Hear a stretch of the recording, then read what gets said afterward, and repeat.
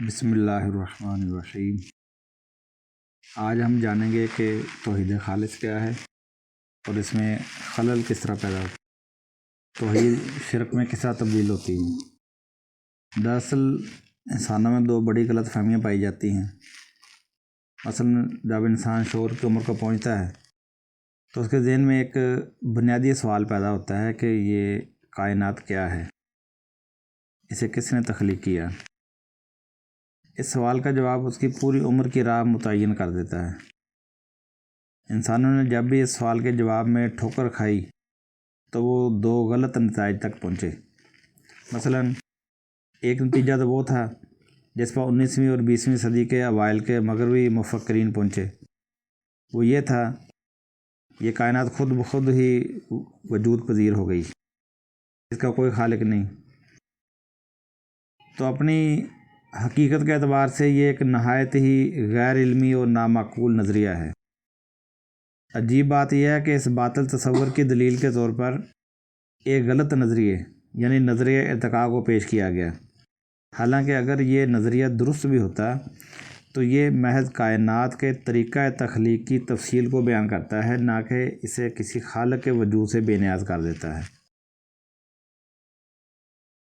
اور حقائق یہ ہیں کہ اب جدید سائنس نے اس نظریہ ارتقاء کو غلط ثابت کر دیا ہے۔ اچھا، دوسری طرف جب لوگوں نے اس سوال کا جواب تلاش کیا کہ یہ کائنات کیا ہے اور اسے کس نے تخلیق کیا، تو دوسرا غلط نتیجہ وہ یہ تھا جس پر قدیم دور کا انسان پہنچا، وہ نظریہ شرک کا نظریہ تھا۔ اس نظریے کے مطابق کائنات کی تخلیق تو ایک ہی اللہ نے کی، لیکن اس نے اپنے اختیارات کو متعدد خداؤں دیوی دیوتاؤں میں تقسیم کر رکھا ہے۔ اس نظریے کی بنیاد پر توہم پرستی اور دیومالا یعنی میتھالوجی کی ایک دنیا تخلیق کی جاتی ہے۔ یہ سب بھی عقل و دانش کی بنیاد پر نہیں بلکہ محض عقیدت اور محبت کے جذبات کی بنیاد پر کیا جاتا تھا۔ اللہ تعالیٰ کے انبیاء علیہم السلام نے ہر دور میں ان دونوں انتہا پسندانہ نظریوں کی بجائے انسان کو درست حقیقت کی نشاندہی کی۔ مثلاً سورہ فصیلات میں اللہ تعالیٰ فرماتا ہے انما الہکم الہ واحد فاستقیموا الیہ واستغفروہ وویل للمشرکین۔ بے شک تمہارا الہ تو بس ایک ہی الہ ہے، اسی کی جانب سیدھا رخ رکھو، اسی سے مغفرت کی درخواست کرو، اور مشرکین کے لیے تو ہلاکت ہے۔ اللہ تعالیٰ کے انبیاء و رسل علیہ السلام کی دعوت کو قبول کرنے والے توحید خالص کو اختیار کرتے، ان کی عبادت اور محبت کا مرکز اپنے رب کی ذات بن جاتی، وہ اسی سے مدد مانگتے، اسی کے آستانے پر سر جھکاتے اور ہر مشکل میں اسی کی طرف رجوع کیا کرتے۔ جیسے جیسے وقت گزرتا جاتا توحید خالص کے ان پیروکاروں کی بعد کی نسلیں اپنے گرد و پیش کی مشرک اقوام کی توہم پرستی سے متاثر ہو کر توحید خالص میں شرک کی آمیزش کر لیا کرتی۔ بنی اسرائیل ایک خالص موحد قوم تھی، لیکن ان کی بعد کی نسلیں فلسطین اور مصر کی مشرک اقوام کی بت پرستی سے متاثر ہو بیٹھی۔ عجیب بات یہ ہے کہ انہی برگزیدہ نبیوں اور رسولوں کو اس کے شریک کا درجہ عطا کر دیا۔ بنی اسرائیل کے ایک فرقے نے عزیر علیہ السلام کو اللہ کا بیٹا قرار دے دیا، تو بنی اسرائیل کے ایک دوسرے گروہ نے یعنی عیسیٰ علیہ السلام کے جو پیروکار تھے، انہوں نے توحید خالص کے علمبردار یعنی عیسیٰ علیہ السلام کو ہی اللہ کا بیٹا قرار دے کر اپنی توحید میں شرک کی آمیزش کر لی۔ اور ان کے بعد اسماعیل علیہ السلام کی اولاد نے تو انتہا کر دی۔ ابراہیم اور اسماعیل علیہ السلام کی تعمیر کردہ مرکز توحید کعبۃ اللہ میں خود انہی کی تصاویر آویزاں کر دیں۔ توحید خالص کا یہ عقیدہ انسان کی فطرت میں اس حد تک اترا ہوا ہے کہ اگر وہ شرک کو اختیار کرتا بھی ہے تب بھی وہ دیوتاؤں کی ایک مخروطی تنظیم یعنی ایک ہائرارکی کی شکل بنا لیتا ہے، جس طرح ایک مخروط ہوتا ہے کون۔ اور اسی طرح اگر انسان الحاد کو اختیار کرتا ہے تب بھی وہ کسی نظریے کو اللہ کے مقام پر فائز کر کے اس کی پوجا شروع کر دیتا ہے۔ توحید تو انسان کے اندر موجود ہے، لیکن وہ ہر صورت میں چاہے وہ شرک کی صورت اختیار کرے اس میں وہ اپنے معبودوں کی ایک کیٹیگری بنا لیتا ہے کہ یہ سب سے سپر، یہ اس سے نیچے، یہ اس کے نیچے، یہ اس کے نیچے۔ اسی طرح جو لوگ الحاد کا شکار ہو جاتے ہیں، یعنی جو کسی الہ کو نہیں مانتے، تو وہاں بھی صورتحال یہی ہے کہ وہ کسی نظریے کو اللہ کے مقام پہ کھڑے کر لیتے ہیں۔ وہ چاہے وہ لفظ نیچر استعمال کریں، وہ چاہے لفظ قدرت استعمال کریں، کوئی بھی لفظ استعمال کریں، وہ صرف ان کو چڑ ہوتی ہے کہ اللہ کا نام نہیں لینا، کیونکہ اللہ کے وجود کا انکار کر چکے ہیں۔ تو اب وہ اس کے متبادل کبھی وہ قدرت کا لفظ استعمال کرتے ہیں کہ یہ قدرت یہ کرتی ہے، نیچر یہ کرتی ہے۔ تو نیچر اور قدرت کو یا لا آف نیچر کو اللہ کے مد مقابل یا اللہ کی جگہ پہ اس لفظ کو استعمال کرتے ہیں، حالانکہ نیچر یا قدرت یا لا آف نیچر یہ تو خود اس چیز کی وضاحت کرتا ہے کہ ہر لا جو ہے وہ اس بات کا ثبوت ہے کہ اس کا کوئی لا میکر ہے، کیونکہ لا میکر کے بغیر تو لا وجود میں نہیں آتا۔ تو بہرحال ان کو یہ ہے کہ اللہ کو نہیں ماننا، لیکن کائنات کے اندر جو قانون رائج ہے، جو جس لا کے تحت یہ سارا سسٹم چل رہا ہے، اسی کو خدا قرار دے لیتے ہیں۔ تو آخری رسول محمد صلی اللہ علیہ وسلم نے دنیا کو توحید خالص کے فطری تصور سے روشن کرایا۔ آپ کی امت 14 صدیوں سے توحید خالص پر قائم ہے۔ ایسا ضرور ہوا ہے کہ اپنے ارد گرد کی اقوام سے کچھ مشرکانہ تصورات اور رسوم و آداب مسلمانوں میں در آئے ہیں، لیکن بحیثیت مجموعی امت مسلمہ توحید پر قائم ہے، یعنی اس بات کو مانتی ہے کہ اس اللہ کا شریک کوئی نہیں۔ یعنی مشرکانہ نظریات اگر آ بھی گئے ہیں، اس کے باوجود عملی طور پر اس بات کو مانتے ہیں کہ اللہ کا شریک کوئی نہیں ہے۔ تو ضرورت اس امر کی ہے کہ ان مشرکانہ تصورات اور رسوم و آداب کی نشاندہی کر دی جائے تاکہ ان سے نجات حاصل کی جا سکے۔ تو جو لوگ توحید کو پہچان چکے ہیں، جو لوگ اس بات کو جان چکے ہیں کہ شرک کیا ہے، توحید کیا ہے، تو ان کی یہ ذمہ داری ہے کہ اس امت کو جو توحید کی قائل ہے، جو مانتی ہے کہ شرک کی بخشش نہیں ہے، شرک نہیں کرنا چاہیے، اللہ کا کوئی شریک نہیں، تو ان کو آگاہ کیا جائے کہ فلاں فلاں عمل، فلاں فلاں نظریہ، فلاں فلاں عقیدہ جو ہے یہ شرک تک پہنچ جاتا ہے، یا اس کی مشابہت فلاں فلاں مشرکانہ قوم کے ساتھ ہو رہی ہے۔ تو اس لیے ان کو صرف بتانے کی ضرورت ہے۔ اچھا، جب توحید میں گڑبڑ آئی تو اللہ تعالیٰ کے ساتھ تعلق میں بھی گڑبڑ پیدا ہوئی۔ مثلا ہمارے ہاں اللہ تعالیٰ سے محبت، اس سے تعلق، اس کے آگے گڑ گڑانا، اسی سے اپنے گناہوں کی بخشش چاہنا، اسی سے مدد مانگنے کا سلسلہ اب اس قدر مضبوط نہیں رہا جیسا کہ رسول اللہ صلی اللہ علیہ وسلم کے زمانے میں تھا۔ بعض لوگ اللہ تعالیٰ کی بجائے کچھ اور ہستیوں کی محبت کو عام کرنے کی کوشش کرتے ہیں۔ وہ کہتے ہیں جی پہلے اس ہستی تک پہنچ جاؤ، پھر یہ تمہیں اللہ تک پہنچا دے گی۔ یعنی اللہ اور بندے کے درمیان میں کسی ہستی کو لا کے بٹھا دیتے ہیں۔ اگر اللہ تعالیٰ سے محبت کی ایک محفل منعقد کی بھی جاتی ہے تو دیگر ہستیوں سے محبت اور تعلق پیدا کرنے کی 10 محفلیں منعقد کی جاتی ہیں۔ وہ سمجھتے ہیں کہ ان تک ہم پہنچ گئے تو خود ہی ہم اللہ تک پہنچا دیں گے۔ اللہ تعالیٰ کے آگے رونے، گڑ گڑانے اور اپنے گناہوں کی معافی چاہنے کا سلسلہ جاری ہے، لیکن بعض لوگ اس سلسلے کو دیگر ہستیوں کے ساتھ بھی شروع کر چکے ہیں۔ اللہ تعالیٰ سے مدد مانگنے کے ساتھ ساتھ دیگر ہستیوں کو اللہ کا برگزیدہ مان کر ان میں مافوق الفطرت قوتیں تسلیم کر لی جاتی ہیں، پھر ان سے مدد مانگنے اور دعا کرنے کا سلسلہ شروع کر دیا جاتا ہے۔ اگر یہ عمل درست ہوتا تو صحابہ کرام رضی اللہ عنہم ہر دم رسول اللہ صلی اللہ علیہ وسلم سے مافوق الفطرت طریقے سے دعا مانگا کرتے، یعنی غیبانہ طریقے سے دعائیں مانگتے۔ رسول اللہ صلی اللہ علیہ وسلم اگر مدینہ میں ہے تو مکے والے وہیں سے مدد مانگ لیتے، یا رسول اللہ صلی اللہ علیہ وسلم اگر مکے میں ہے تو مدینہ والے وہیں سے مدد مانگ لیتے، یا رسول اللہ صلی اللہ علیہ وسلم کسی اور جگہ پہ موجود ہیں تو پیچھے والے بھی یا پورے عرب کے جو پھیلے ہوئے قبیلوں کے اندر مسلمان تھے وہ بھی آپ سے مدد مانگ لیتے۔ لیکن ہمیں احادیث کے اندر ایسا کچھ بھی نہیں ملتا کہ کسی صحابی نے رسول اللہ صلی اللہ علیہ وسلم سے مافوق الفطرت طریقے سے یا غیبانہ طریقے سے کوئی مدد مانگ لی ہو، یا رسول اللہ صلی اللہ علیہ وسلم نے اس کی تعلیم دی ہو۔ لیکن آج یہ چیزیں مختلف لوگوں میں رائج ہو چکی ہیں۔ اچھا، بعض اوقات یہ تصور بھی عام کیا جاتا ہے کہ جیسے بادشاہوں سے عرض و معروض کرنے کے لیے اس کے مصاحبین اور عہدیداروں کے ذریعے سفارش کروائی جاتی ہے، ویسے ہی اللہ تعالیٰ کے حضور بھی ایسا کیا جانا چاہیے، یہ چیز عام کی جاتی ہے، جبکہ یہ مثال ہے ہی غلط۔ بھی بادشاہ تو محض ایک معمولی سا انسان ہوتا ہے، اس کے لیے یہ ممکن ہی نہیں کہ ایک ہی وقت میں سینکڑوں لوگوں کی فریاد سن سکے۔ یہی وجہ کہ اس کے ہاں عہدیدار مقرر کیے جاتے ہیں، جبکہ اللہ تعالیٰ کو تو معاذ اللہ یہ کمزوری لاحق نہیں ہے، وہ اس بات پر قادر ہے کہ بیک وقت اپنی تمام مخلوق کی فریاد سن سکے۔ اگر اللہ تعالیٰ کے علاوہ کسی اور سے یہ معاملہ کرنا دین اسلام کا حصہ ہوتا تو رسول اللہ صلی اللہ علیہ وسلم خود اس کی تلقین فرما دیتے، لیکن آپ کو ایک حدیث بھی اس پہ نہیں ملے گی کہ رسول اللہ صلی اللہ علیہ وسلم نے کوئی ایسی تلقین کی ہو۔ اسی طرح جس طریقے سے توحید کے اندر خرابی پیدا ہوئی، اسی طرح ختم نبوت کا دعویٰ جو کیا جاتا ہے تو ختم نبوت کے اندر بھی خرابی مختلف طریقوں سے کی گئی۔ مثلا آپ دیکھیں کہ اللہ تعالیٰ نے انسانوں کی ہدایت کے لیے اپنے مخصوص بندوں پر وحی نازل کی،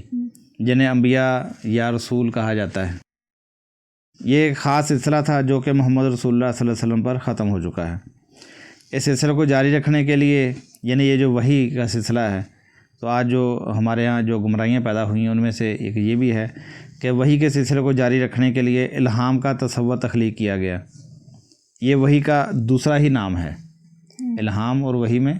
حقیقت کے اعتبار سے کوئی فرق نہیں ہے،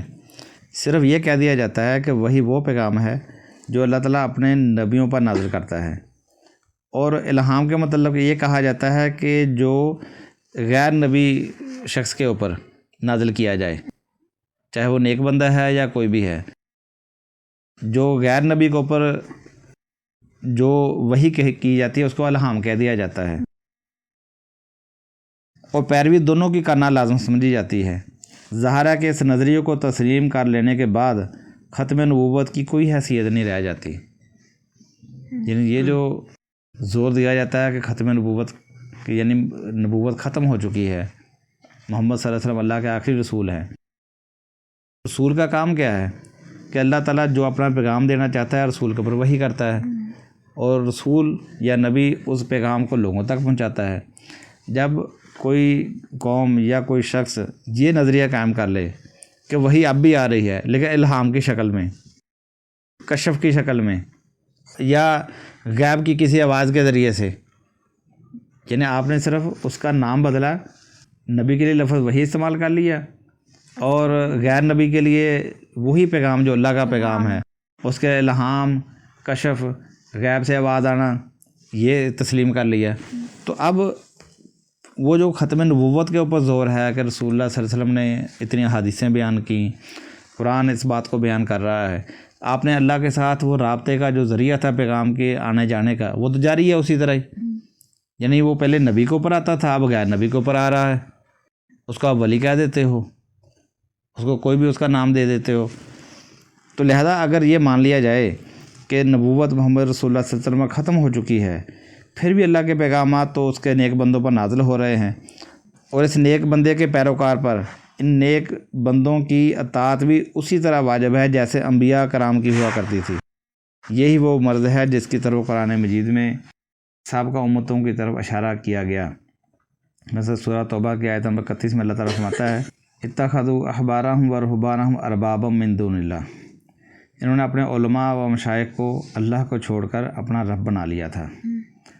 تو رسول اللہ صلی اللہ علیہ وسلم سے جب عدی بن حاتم رضی اللہ عنہ نے سوال پوچھا، جب وہ رسول اللہ صلی اللہ علیہ وسلم کے پاس آئے نا، تو عدی بن حاتم رضی اللہ عنہ فرماتے ہیں کہ جب میں رسول اللہ صلی اللہ علیہ وسلم کے پاس آیا تو میرے گلے میں سونے کی ایک سلیب لٹک رہی تھی، تو رسول اللہ صلی اللہ علیہ وسلم نے فرمایا کہ اے عدی اس بت کو اتار دو۔ میں نے آپ صلی اللہ علیہ وسلم کو سورہ توبہ کی آیت تلاوت کرتے ہوئے سنا، اتخذوا احبارهم ورهبانهم اربابا من دون اللہ، انہوں نے اللہ کو چھوڑ کر اپنے علماء و صوفیہ کو اس کا شریک بنا لیا تھا۔ تو رسول اللہ صلی اللہ علیہ وسلم فرماتے ہیں کہ یہ لوگ ان کی عبادت تو نہیں کرتے تھے، مگر جب وہ کسی چیز کو حلال قرار دیتے تو اسے حلال سمجھنے لگتے، جب حرام قرار دیتے تو اسے حرام سمجھنے لگتے۔ یہ ترمذی کتاب التفسیر کی حدیث نمبر 3095 ہے۔ یہی وہ ذہنی غلامی تھی جس کے نتیجے میں علماء و مشائخ کو اللہ کے پیغمبر کا درجہ دے دیا گیا، یعنی یہاں پہ وہ اس کو اللہ کے مقام پہ بھی لے آئے تھے اور رسول کے مقام پہ بھی لے آئے تھے، کیونکہ یہ کام صرف رسول ہی کر سکتا ہے کہ اللہ کے حکم سے کسی حلال یا حرام کی اطلاع آپ کو دے سکے، یا اللہ تعالیٰ حلال یا حرام کر سکے۔ اچھا، توحید خالص کو خراب کرنے کے لیے یا اس کو اس میں جو خرابی کی ایک وجہ یہ تھی کہ ایک دیومالا کی تخلیق کی گئی، یعنی ایک میتھالوجی کی تخلیق کی گئی، عجیب و غریب واقعات، قصے کہانیاں، کشف و کرامات کے واقعات گھڑے گئے۔ تو جس طریقے سے دوسرے مذاہب کے اندر یہ کام ہوا، ہندوؤں کے اندر، بدھ مت کے اندر، عیسائیوں کے اندر، یہودیوں کے اندر ایک پوری دیومالائی سسٹم ان کے اندر وجود کے اندر آیا، تو اسی طرح کا ہمارے ہاں بھی وجود میں آ گیا، جس میں اللہ تعالیٰ کے نیک بندوں کے ساتھ عجیب و غریب اور محیر العقول واقعات منسوب کر دیے گئے۔ یعنی کبھی بزرگ جو ہوا میں اڑ رہا ہے، کبھی اس کی جوتیاں جو ہیں وہ ہوا میں اڑتے ہوئے دشمن کے سر پہ جا کے برس رہی ہیں، یعنی جادوگر آتا ہے ہوا میں اڑتا ہوا آتا ہے، جب وہ جادوگر کہتا ہے کہ اگر تم بھی پہنچے ہوئے تو آؤ میرے مقابلے پہ، تو مسلمان صوفی جو کہتا ہے کہ اچھا میں نے کیا آنا، تمہارا مقابلہ تو کرے گی میری جوتی، وہ جوتی کو چھالتا ہے، جوتی جو ہے نا وہ جادوگر کے جو سر پہ برستی ہے، اس کو نا نیچے پھینک کے لے آتی ہے۔ اس طرح کبھی آتا ہے کہ فلاں صوفی جو مردوں کو زندہ کر دیتا تھا، فلاں صوفی جو تھا وہ ہوا میں اڑتا تھا، فلاں صوفی پانی پہ چلتا تھا، فلاں صوفی جو ہے وہ سمندر کی مچھلیوں کو حکم دیتا تھا، مچھلیاں جو ہیں وہ سدا سمندر کے اوپر آ کر وہ جو چیز اس سے مانگی گئی وہ منہ میں لے کے آ جاتی ہیں۔ تو اس طرح کی پوری ایک میتھالوجی گھڑی گئی، جس طرح دوسروں کے اندر موجود تھی، انہی کی کاپی میں انہوں نے بھی سارا کام کیا۔ تو اگر اس دیومالائی سسٹم کا تقابلی جائزہ لیا جائے تو یونان اور ہندوستان کی دیومالائی داستانوں سے آپ دیکھیں گے اس میں کوئی خاص فرق نظر نہیں آئے گا، یعنی ایک حیرت انگیز آپ کو مماثلت نظر آئے گی، صرف ناموں کا فرق ہوگا کہ وہاں ان کے اپنے کسی دیوتا کا نام ہوگا، تو یہاں دیوتا کی جگہ کسی صوفی بزرگ کا نام ہوگا۔ تو اس سے ظاہر ہوتا ہے کہ اس دیومالا کی تخلیق ایک ہی طرز کے انسانوں نے کی ہے، یعنی خاص جو ذہن کے لوگ تھے ہر مذہب میں، انہوں نے اس کو تخلیق کر لیا۔ جبکہ حقیقت یہ ہے کہ اللہ تعالیٰ کے کسی نیک بندے سے کبھی کوئی محیر العقول واقعہ، عجیب و غریب واقعہ سرزد ہو سکتا ہے، یعنی جو عام روٹین سے ہٹ کے ہے، لیکن اس میں کوئی اس کا اپنا ہاتھ یا اپنا کمال یا اپنی ذہانت نہیں ہوتی، اس کو پتہ بھی نہیں ہوتا یہ کام ہو کس طرح گیا۔ کتنے آپ سے بھی ہو سکتے ہیں کہ آپ کتنے بڑے ایکسیڈنٹ سے بعد کا ایسے طریقے سے بچ جاتے ہیں کہ آپ کو پتہ بھی نہیں چلتا کہ یہ بریک کس طرح لگ گئی، دوسرے نے آپ کو کس طرح بچا لیا، ممکن نہیں تھا۔ لیکن یہ اللہ تعالیٰ کی طرف سے ہوتا ہے، یہ کسی انسان کے بس کی بات نہیں ہوتی کہ جب چاہے بٹن دبا کے وہ کام کر دے، یا وہ اس کے اوپر اپنا اختیار ہونے کا دعویٰ کرے، جی میں جب چاہوں یہ کر سکتا ہوں، جب چاہے کسی کو مار دوں، جب چاہے اس کو زندہ کر دوں، جب چاہے پانی کے اوپر چل لوں، جب چاہے ہوا میں اڑنا شروع کر دوں، یعنی ایسا اختیار کا دعویٰ کوئی نہیں کر سکتا۔ اچھا، جب یہ کام ہو گیا، میتھالوجی وجود کے اندر آ گئی، اسی طرح پھر ان بزرگوں کے ساتھ، ان لوگوں کے ساتھ کچھ مراسم عبودیت کے طریقے جو وہ بھی تخلیق کر لیے گئے کہ ان کے ساتھ ملنا کس طرح ہے، ان کے ساتھ پیش کس طرح آنا ہے، ان کے بارے میں سوچنا کیا ہے، یہ چیزیں بھی آ گئیں۔ یعنی جس طرح کسی بھی مذہب میں یا کسی جھوٹے معبود کی عبادت کے کچھ مراسم اور ادا مقرر ہیں، بالکل اسی طرح ہمارے ہاں بھی اللہ کے نیک بندوں کے ساتھ تعلق عبودیت کے رسوم اور آداب کی پوری شریعت تخلیق کر دی گئی ہے۔ یعنی یہ صوفیہ کے ہاں یہ خاص طور پر ان کے سلسلوں کے اندر پایا جاتا ہے، بزرگ کے مزار پر جانے کے اور ان کے ساتھ تعلق قائم کرنے کے آداب، ذکر کی محفل کے آداب، ان کی خدمت میں نظر و نیاز و قربانی پیش کرنے کے آداب۔ تو اس طریقے سے ایک پوری شریعت ہے جو انہوں نے گھڑ لی ہے، اور یہ وہ شریعت ہے جو اللہ کی شریعت کے بالکل متوازی طور پر، یعنی اس کے پیرالل طور پر تخلیق کر لی گئی ہے، یعنی جو کام اللہ کے ساتھ ہوتا ہے وہی یہاں پہ ہو رہا ہے۔ آپ اس کی مثال دیکھ لیں کہ سال کے بعد حج آتا ہے اسلامی شریعت میں، انہوں نے اس کے مقابلے اس کا دن مقرر کر لیا، وہاں قربانی کا جانور ہوتا ہے، یہاں بابے کی نظر کا جانور ہوتا ہے، وہاں خانہ کعبہ کا طواف کیا جاتا ہے، یہاں قبر کے پھیرے لگائے جاتے ہیں، وہاں حج اسود کو چوما جاتا ہے، یہاں پر مزار کی جالیاں چومی جاتی ہیں، وہاں ملتزم کے ساتھ چمٹا جاتا ہے، یہاں لوگ جو ہے بابے کی ڈیوڑی یا اس کی کسی بھی جگہ کے ساتھ جہاں ان کو بابے کی نسبت ہوتی ہے تو اس بزرگ کی اس نسبت کی بنا پر اس کے ساتھ لوگ چپک چپک کر جو ہے وہ روتے ہیں۔ اسی طرح وہاں خانہ کعبہ میں غلاف کعبہ ہوتا ہے یا قبر کی چادر ہوتی ہے، وہاں خانہ کعبہ کو غسل دیا جاتا ہے، تو یہاں پر قبر کو غسل دیا جاتا ہے، وہاں آب زمزم لوگ تبرک کے طور پر لاتے ہیں، یہاں یہیں قبر کے غسل کے پانی کو لوگ بوتلوں میں بند کر کے لے آتے ہیں۔ تو یہ پورا ایک سلسلہ بنا دیا، پوری شریعت اس شریعت کے مقابلے پہ ایک نئی شریعت بنا دی گئی، اور اس کو اسلام کے نام پہ کیا جاتا ہے اور لوگ بڑی عقیدت کے ساتھ کرتے ہیں۔ تو یہ وہ چیزیں ہیں جس نے توحید اور رسالت کے اندر خلل پیدا کیا، اور یہ کرنے والے پورے خلوص کے ساتھ اس کے اوپر کاربند ہیں۔ تو اب معاملہ یہ ہے کہ جن کو پتہ چل چکا ہے وہ بتائیں، کیونکہ شرک جو ہے اس کے اوپر اللہ تعالیٰ نے ایک نہیں کتنی آیتیں نازل کر دیں، انبیاء کے اوپر انبیاء بھیج دیا، سب جو شرک کو ختم کرنے کے لیے آئے۔ پھر اس کے بعد بتا دیا کہ کتنی قومیں اس وجہ سے ہلاک کر دیں گے کہ ان کا جرم شرک تھا، آخرت میں بھی ابدی جہنم اس کی سزا ہے۔ تو جن کو علم ان کو چاہیے کہ بتائیں، جن کے سامنے ہو رہا ہے اس کو بتایا جائے، اس کے لیے آیتیں یاد کی جائیں، حدیثیں یاد کی جائیں، واقعات یاد کیے جائیں، بتایا جائے کہ یہ اس کی حیثیت ہے۔ اور ہمیں خود بھی چاہیے کہ ان تمام شرکیہ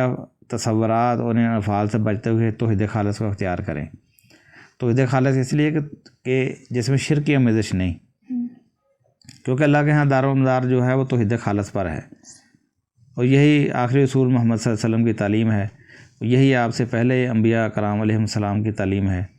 اور یہی وہ دین ہے جس پر اللہ کے رسول صلی اللہ علیہ وسلم کے صحابہ کرام اور امت کے تمام صالحین نے عمل کیا۔ تو آج بھی ضرورت اسی بات کی ہے کہ اس کو خود سب سے پہلے خود سمجھا جائے، خود پڑھا جائے، کیونکہ جس طریقے سے یہ چیزیں پھیل رہی ہیں، گمراہیاں پھیل رہی ہیں، توحید کے اندر خلل پیدا ہو رہا ہے، رسالت کے تصورات کے اوپر اس میں خلل پیدا ہو رہا ہے، تو اس وجہ سے جن کو پتہ ہے ان کی ذمہ داریاں اتنی بڑی ہیں، کیونکہ معاملہ یہ ہے کہ یہاں ہمیشہ رہنے کے لیے تو کوئی آیا نہیں کہ آیا اور دنیا میں ترقی کر کے واپس چلا جائے۔ تو اس کو کرنا ہر بندے نے ہے، اور جو کرنے والا اس کی ذمہ داری بھی بہت اہم ہے، اور اس کا اجر بھی سب سے بڑا ہے۔ کوئی کرنے والے جب یہ کام کریں گے اس کو وہ تنقید ہوگی، ہر طرف سے تنقید ہوگی، اچھا تو سمجھا نہیں جائے گا، مختلف لیبل بھی لگیں گے، لیکن جب اس کے اوپر صبر کرے گا کوئی، اللہ نے اس کا اجر بہت بڑا رکھا ہے۔ یعنی یہ وہ لوگ ہیں جو یہ کام کرنے والے، جو لوگوں کے سامنے توحید بیان کرتے ہیں اور شرک کی حیثیت ان کے سامنے بیان کرتے ہیں، یہ انبیاء کا کام ہے، اور یہ مقام شہادت پہ کھڑے ہوں گے قیامت والے دن۔ مقام شہادت سے مراد گواہی، شہادت کا معنی ہے گواہی، یعنی قیامت کے دن جس طرح انبیاء علیہ السلام اپنی اپنی قوموں کو گواہی دیں گے، تو یہ لوگ جنہوں نے لوگوں کے سامنے اللہ کی بات کو پیش کیا ہوگا، اللہ کے دین کو خالص حالت میں پیش کیا ہوگا، یہ بھی گواہی کے مقام پہ کھڑے ہوں گے، مقام شہادت پہ کھڑے ہوں گے، اور ان کی شہادت کے اوپر بھی لوگوں کا فیصلہ کیا جائے گا۔ جب لوگ کہیں گے نا کہ ہمیں کسی نے بتایا نہیں تھا شرک کیا ہے، اس وقت یہ اٹھ کے وہاں پہ شہادت دیں گے، خود یہ گواہی دیں گے کہ ہم نے یہ بات ان تک پہنچا دی تھی۔ تو یہ کام کرنا بھی ضروری ہے، اس میں کسی عمر کی قید نہیں، کسی جنس کی قید نہیں، بس یہ ہے کہ ہر بندے نے اپنے دائرہ کار میں رہتے ہوئے یہ کام کرنا ہے، اپنی حدود میں رہتے ہوئے، جو اس کے ساتھ متعلقین ہیں، جو اس کے ساتھ ملنے جلنے والے ہیں، ان تک یہ بات اس نے پہنچانی ہے، یہی اللہ نے ڈیوٹی لگائی ہے۔ تو اللہ تعالیٰ سے دعا ہے کہ اللہ تعالیٰ ہمیں سمجھ اور اس کے اوپر عمل کی توفیق عطا فرمائے۔